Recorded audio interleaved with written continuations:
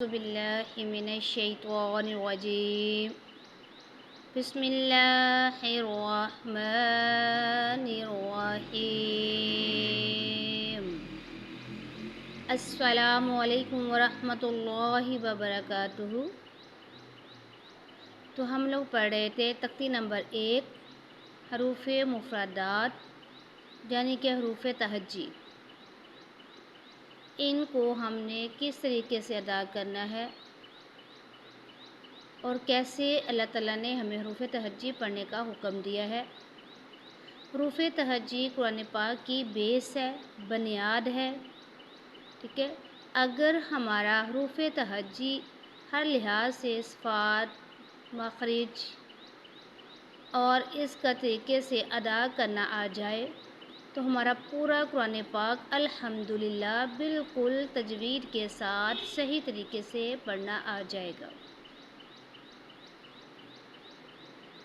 تو اللہ تعالیٰ ہمیں قرآن پاک کو وہ صحیح طریقوں سے پڑھنے کی توفیق عطا فرمائے۔ اسی لیے اللہ تعالیٰ نے قرآن پاک میں ارشاد باری تعالیٰ فرمایا ہے وَرَتِّلِ الْقُرْآنَ تَرْتِیلًا،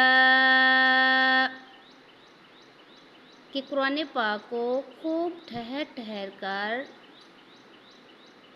خوبصورتی کے ساتھ ادا کرو۔ جب اللہ تعالیٰ نے ہمیں حکم دیا ہے کہ ہم قرآن پاک کو ٹھہر ٹھہر کر خوبصورت کر کے ادا کریں تو ہمیں اللہ تعالیٰ کا حکم ماننا چاہیے۔ یہ تبھی ہو سکتا ہے جب ہم قرآن پاک کو صفات، مخارج اور تجوید کے ساتھ ادا کریں گے۔ جب ہمیں یہ سمجھ آ جائے کہ تجوید کیا ہے تو ہمیں قرآن پاک پڑھنے میں بہت آسانی ہو جائے گی۔ تجوید کا معنی ہے قرآن پاک کو صاف ستھرا ٹھہر ٹھہر کر پیار سے ادا کرنا، ہر حروف کو اس کے مخرج، اس کے صفات سے ادا کرنا، اس کو تجوید کہتے ہیں۔ تو آئیے آج ہم لیسن کی طرف چلتے ہیں۔ اس سے پہلے آپ میرے چینل کو شیئر کریں، لائک کریں، سبسکرائب کریں تاکہ آنے والی ویڈیو آپ تک پہنچ سکے۔ اگر کسی نے پڑھنا ہو یا سننا ہو تو وہ مجھے کمنٹ میں پاس کر سکتے ہیں۔ تو آئیے آج ہم سبق کی طرف چلتے ہیں۔ بسم اللہ الرحمن الرحیم۔ جی، عین حروف ہلکی ہے، اس کو ہم حلق سے ادا کریں گے۔ عین، کچھ لوگ اسے پڑھتے ہیں عین، عین اٹس رانگ، لیکن اسے رائٹ ہم کیسے پڑھیں گے؟ عین، عین۔ حلق کے مڈ سے نکالیں گے۔ حلق کے 3 حصے ہوتے ہیں، ابتدائی حلق، درمیانی حلق، انتہائی حلق۔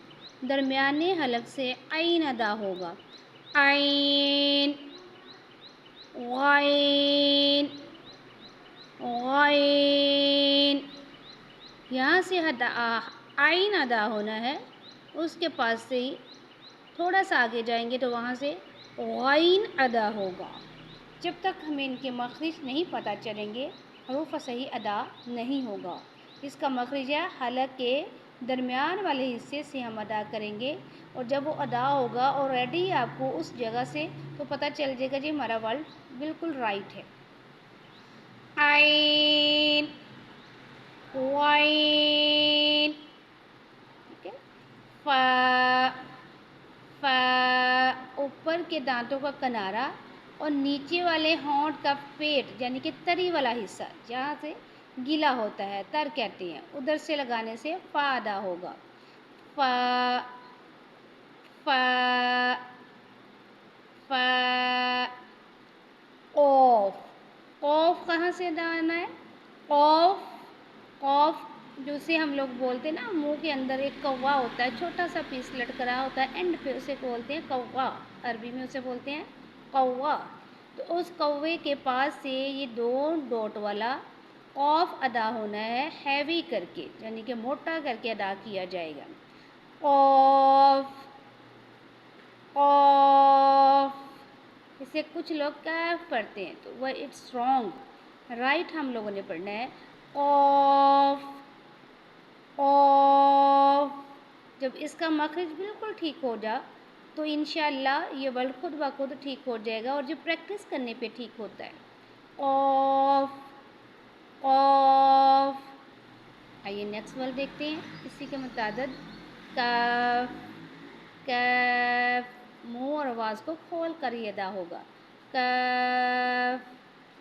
لام لام۔ میم میم۔ واو۔ دونوں ہونٹوں کو تھوڑا سا گول کرنے سے ادا ہوگا، واو۔ ٹھیک ہے، جب ہم دونوں ہونٹوں کو گول کریں گے نا تھوڑا سا تو خود فیل ہوگا کہ واو ادا ہو رہا ہے، واو۔ اس کو کچھ لوگ وا پڑھتے ہیں، وا رانگ، رائٹ از واو واو واو۔ ہا ہا۔ یہ ہا انتہائی حلق سے ادا ہوگا، ہا۔